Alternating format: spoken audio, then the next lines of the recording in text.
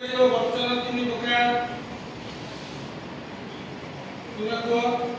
देव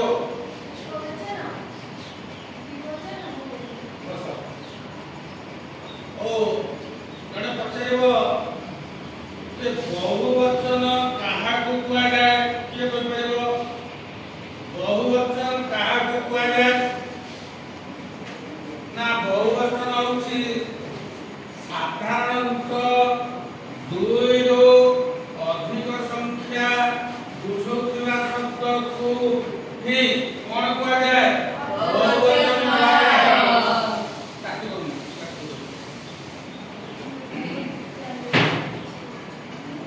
दुई वचन काहा कुआ जाय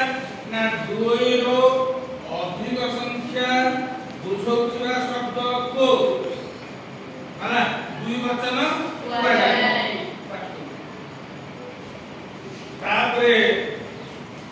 एक वचन का कुआ जाय ना साधारणतः एक संख्या बुझुवा शब्द को एक वचन कुआ जाय ताने हम वर्तमान वचन जानिले वचन होछि हमर तीन प्रकार तापरे पुरुष होछि हमर तीन प्रकार पुरुष तीन प्रकार कोन तुमे कहलो पुरुष तीन प्रकार कोन कोन प्रथम पुरुष मध्यम पुरुष गुड बसा हमर लिंग केते प्रकार कोन कोन लिंग तीन प्रकार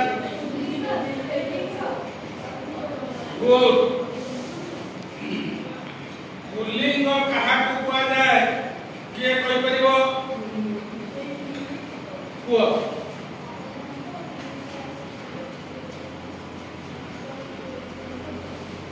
तुम बसा तुमे को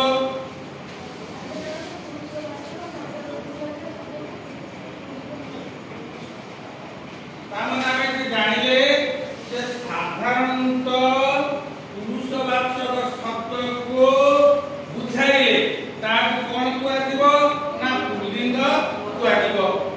मने कर कि हम कहबा राम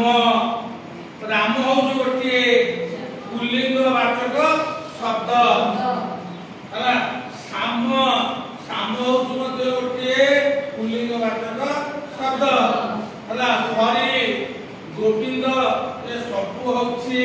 कोन ना पुल्लिंग वाचक शब्द से दृष्टि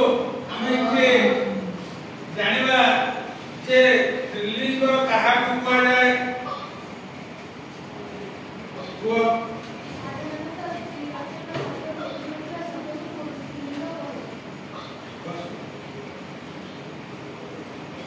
तुमे कहलो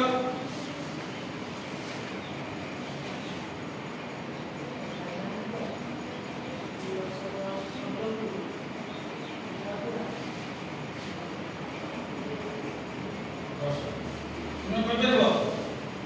और ताने जे हम जानिबा जे साधारणतः स्त्रीवाचक शब्द को बुझाइले साधारणतः स्त्रीवाचक शब्द को बुझाइले ताहा को ही कोन कुआ जाय ना स्त्रीलिंग कुआ जाय स्त्रीलिंग कुआ जाय जननी माता छात्री बालिका इत्यादि जो समस्त शब्द को कहना स्त्रीलिंग हमें कहबा शिल्पलिंग काहा को कुआ जाय शिल्पलिंग काहा को कुआ जाय